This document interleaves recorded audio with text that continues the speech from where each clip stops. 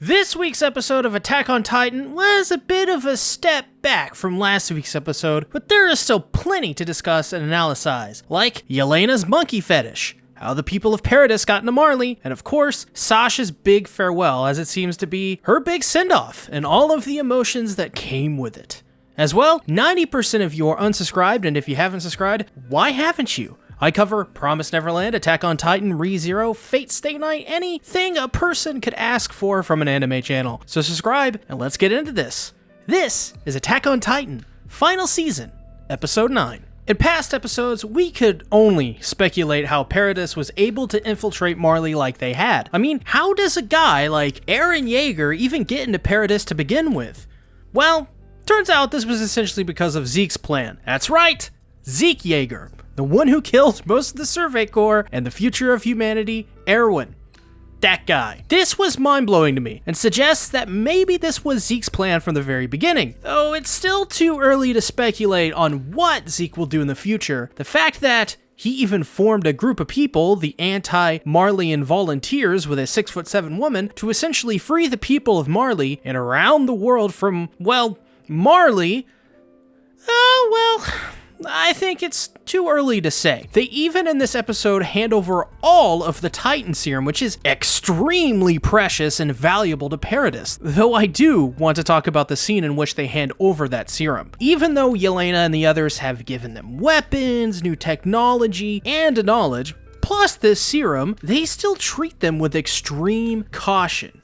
Now, I do think it's understandable that you treat them with some amount of caution, but it really goes to show that, in a sense, Zeke really messed that up by doing what they did to the Survey Corps. So much so that it took Eren himself to back up Zeke's plan. Even Levi still wants to cut Zeke up. That's how much people don't like this guy. And to be fair, he is kind of an asshole. When Yelena tells them that soon they'll be dining at the same table, it really puts into perspective that distrust there is on one side. Though I do think that these people have proven themselves trustworthy allies just based on what they've given to them, and now after their successful mission, I would expect that in the next episode, we'll finally see some more of that trust on Paradis' side. But when it comes to Yelena and Zeke, I actually find her view of Zeke quite fascinating. When their homes were first taken over by Marley, when she first saw Zeke, she didn't see fear, but freedom. Yelena being able to see the Beast Titan as something like freedom is quite astonishing in many ways. What's more astonishing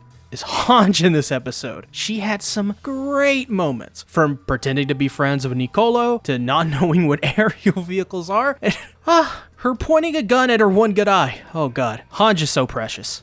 Also, real quick, I want to point you guys towards my ReZero podcast. Recently, we've taken a break from doing it, but we'll be covering the last 30 chapters of ReZero. So, if any of you watch or read ReZero, I will leave a link to my podcast for you guys to watch. I would greatly appreciate it if you would watch them, but as well, check out my new videos on ReZero coming out Thursday, as we'll be covering the newest episode of ReZero. Thank you all for listening to this little plug. Now back to the video. Then there is the Eren Yaeger situation that has me really on edge about his character and his direction. I've already gotten such a different vibe from Eren this season since he was reintroduced, but now that Armin and Mikasa have noticed his changed, it seems we're getting a more ruthless version of Eren in the future. Something I'm not so sure I feel good about. Armin himself doesn't feel like he even knows Eren anymore, and that signals a stark difference in the Eren we thought we've known for so long. If I were a betting man, I would say the Eren from Season 1 to Season 3 is not going to be the Eren we will be seeing from here on out. This Eren has his goals to keep moving forward, and I wonder if that's because he is driven to defeat his enemies at this point because of his previous goal of seeing the ocean now being completed. If you remember, we first saw this look on Eren when he saw the ocean at the end. From then on out, it's been this dead-eyed Eren that seems very scary. Like, you don't want to meet up with him in a back alley kind of scary. Like, he may pull out a blade or something. And I'm pretty sure he's more scary than Dominatrix Nino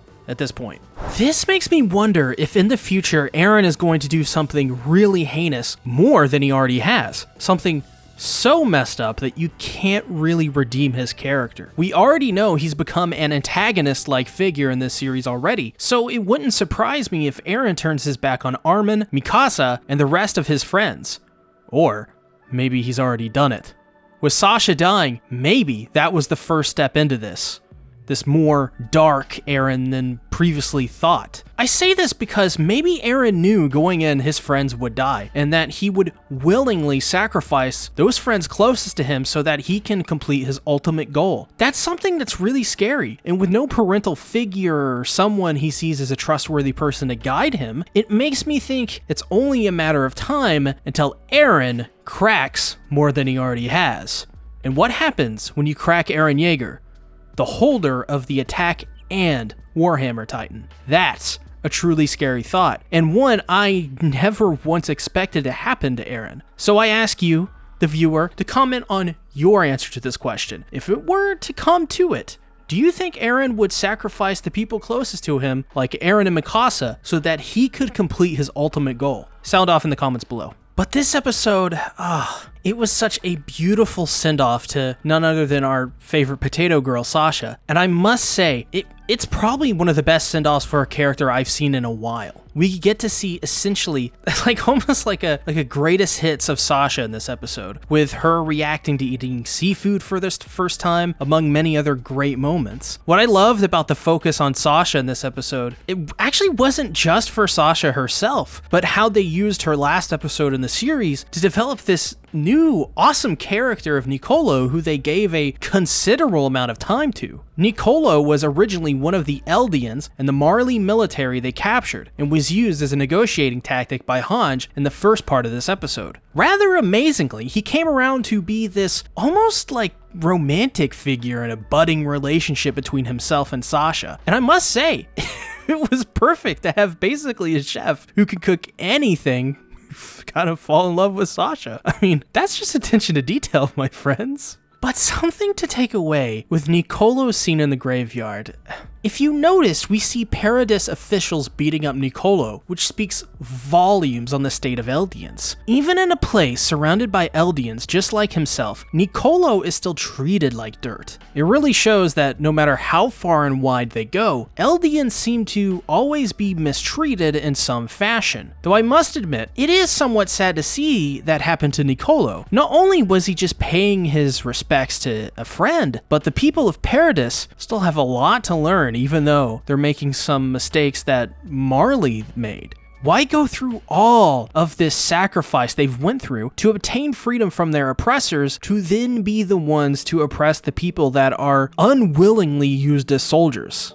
Nicolo isn't just a person who got beat up in this episode. If these two people treat Nicolo like this, you have to imagine that sentiment is common in some form. It makes me wish that Nicolo, though, at the end of the day, could have gotten to know Sasha more than he did. Because who doesn't want to see Sasha and Nicolo happy? Which, by the way, it took one episode to get me to like Nicolo, which I think is a record for the quickest I've liked a character, I think. But when talking about Sasha, we must mention Gabby. And I won't say much because there really isn't much to say. She's in a cell with Falco and she's steaming with absolute rage. And it goes without saying, Gabby needs a chill pill, as she is a powder keg waiting to go off. And it's such a shame as well, because the Gabby before this was so different. She was just a nice kid, and now she's been reduced to this state of repeating Eren's name over and over. That's sad. It's the big sad. But that's it for the video. This Freaks video is rather laid back and rather short, and we for sure needed that. But what you need to do is subscribe as I cover AOT, Promised Neverland, ReZero, and every Monday I have a podcast where we cover the same shows, Attack on Titan, ReZero, Mushoku Tensei, and somehow X-Arm. So if you could do all that for me, comment, like the video as well, share it out with all your friends. I appreciate you all. Have a nice day. Bye-bye.